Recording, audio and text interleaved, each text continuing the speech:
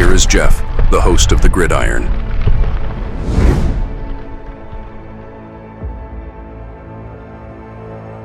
Fourth and goal to go with the 2. 34 seconds left to go in the ball game. This is the play right now. Takes the snap. Targeted goes in. Targeted all alone. And the quarterback keeps. Wow, what a call. Nobody touched him.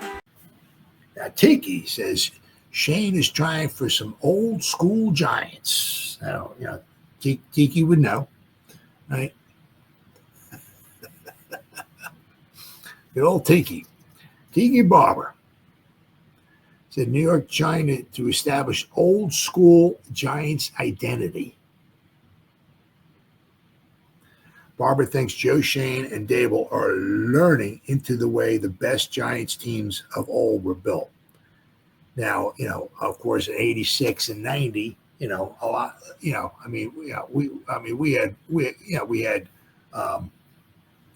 Bavaro. But we had there was no phenomenal wide receivers. The guy. I love them all. The guys we had, but there was nobody who was like, we had Bavaro, we had Jerry Rice, we had this guy, we had Michael Irvin, we had, it was rock 'em, sock 'em, grind it out, right? Joe Morris was the main man in '86. Same thing was in with Hampton in '90. He was the man. Of course, then he got injured in the playoff game, and we had to put OJ in there, and then OJ, carried the rest of the way. But, we were a running team, But, of course, we had the defense,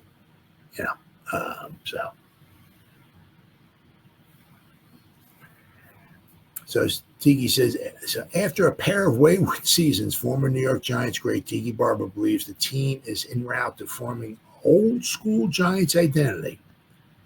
He was a guest on the GoLongTD podcast with Tyler Dunne. Barber spoke at length recently about his frustrations with the team he said had become unwatchable. How true it is, yep, and how this offseason's course correction has him feeling better about the team's outlook. I see what they're attempting to do identity-wise, and it starts old school. We're going to run the football. We're going to take some shots because that's what Wilson, right, does very, very well. Now, Wilson doesn't have a cannon of an arm, so if a guy's running across him route or whatever, and he's got to gun it in there like 30, 40 yards down, if that's not him. He has maybe a touch on or something like that, but he takes the deep shot, take that deep shot down the field, right? And hopefully with Cam, Scatterboo, and Tyrone Tracy, if we can get the offensive line, stay healthy and all that, certainly look for us to run the ball quite a bit. Right? We're going to run the football. We're going to take some shots, and we're going to play great frickin' defense. Right? Barber told Dunne. It feels old school Giants in a way, and I kind of love that. I said because you even go back, as I said, you go back to like '86 and '90. So artificial intelligence.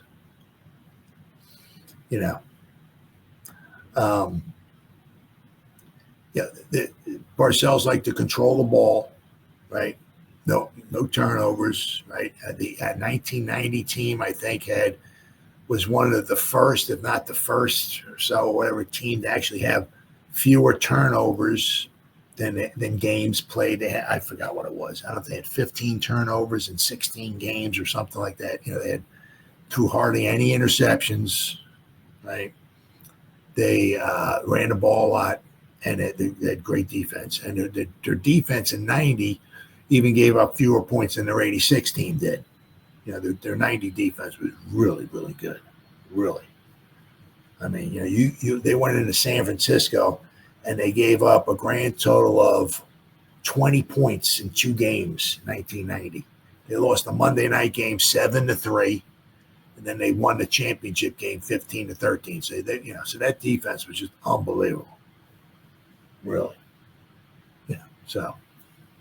But the way the Giants are building this defense, right? You just start looking around, right? We got Bernsey for at least another 3 years, right? We picked up Kayvon's fifth-year option, right? So we got him for this year, and we got him for next year. Hopefully we pick up Micah McFadden. Hopefully we extend him, because it won't cost us. He's not going to get $10, $15 million a year. So hopefully, we draft him, right?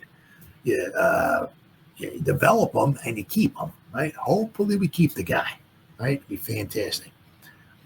But, we got Sexy Dexy for a couple more years. We just drafted Alexander. We got Golston, right? I said we got Abdul Carter for probably quite possibly 5 years, right? And then you look at the secondary, young, and we have everybody for just about maybe 3 years, right?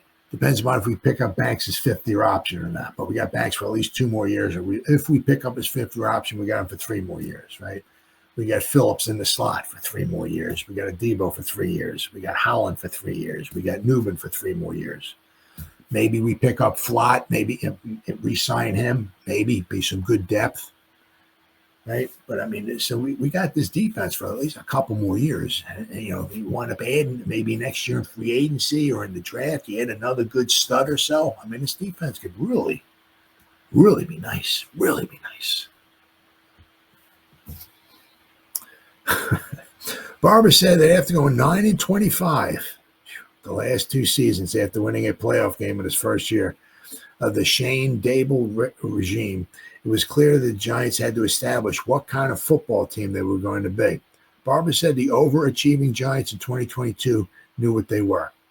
It was coaching that got them to that point, and so we knew that we were going to play games tight and hope that one of their stars, whether it was Julian Love, whether it was Saquon, whether it was Daniel Jones, whoever, was going to make a play in the fourth quarter and get them a victory, Barber said.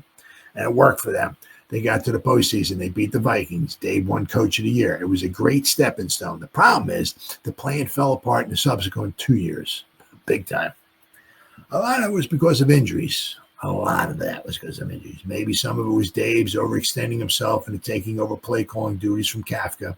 And so they lost themselves in those 2 years, and it became really unwatchable. It was just disgusting. I called a couple of those games, and it was just like, what am I even looking at right now? Before bringing Shane back as GM and Daboll as head coach after an embarrassing 3-14 season, owner John Mara wanted to hear that their plan for fixing the mess the team had become. He liked what he heard enough to give them a 4th season. Daboll admitted that being tougher was part of the plan. Toughness all the way through the draft was something that we have talked about, both mental and physical, the coach said following the draft. I think you always add that element to your team in both areas. Mentally, the challenges that go with playing professional football and playing in New York, quite frankly, and toughness on the field. I think we did that in free agency, and we did that in the draft. It's something that we covet. I thought we did a good job of acquiring players that demonstrate both of those things. The best Giants teams have always been built on top-notch defense. Yep. Physical and mental toughness and opportunistic play, making them from all 3 areas of the team, offense, defense, and special teams. That is, the Giants with their defense, obviously, in 86 and 90 were just off the charts. The 7 team, right, and especially the 11 team, they really came together, really gelled well in the playoffs. They really, we had some good players, but they really gelled well in the playoffs. Barber sees old school Giants football in the approach. He said, I think this offseason we have to get back to a plan and create an identity. And so much of that starts on the defensive side of the ball. And you saw it right in free agency, bringing in Javon Holland, and maybe more importantly, Paulson Adebo, who is a big corner, right? So now we have a nice young secondary, right? We got a lot of talent there. We know that it's going to be aggressive up front. Obviously, Sexy Dexy is back, and then there's Darius Alexander. I'm excited to see him. All those guys they brought in, it's going to be about stuff in the front. You draft Abdul Carter, you have Kayvon, and obviously you have Bernsey. And so now maybe you can get into that race car package, that NASCAR package, right? Wouldn't it be great? Sometimes like during the game when you have a Carter on the field, you got Lawrence on the field, you got Burns, and you got Kayvon on the field all one time. Wow. You just hike the ball and just let them go, right?